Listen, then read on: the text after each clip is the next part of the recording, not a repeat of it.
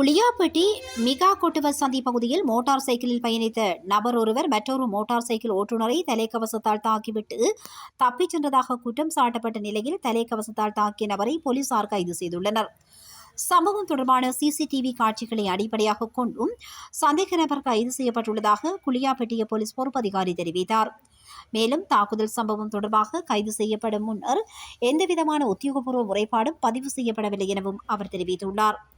பெறப்பட்ட சிசிடிவி காட்சிகளின்படி சந்தேக நபர் குளியாப்பட்டி பெலண்ணா வீதியிலிருந்து வருகை தந்து மடம்பே பிரதான வீதியில் குளியாப்பட்டி நோக்கி பயணித்த மற்றொரு மோட்டார் சைக்கிள் ஓட்டுநரை தலை கவசத்தால் தாக்கும் காட்சி பதிவாகியுள்ளது. சம்பவம் தொடர்பாக மேலதிக விசாரணைகள் முன்னெடுக்கப்பட்டு வருவதாக போலீசார் தெரிவித்தனர்.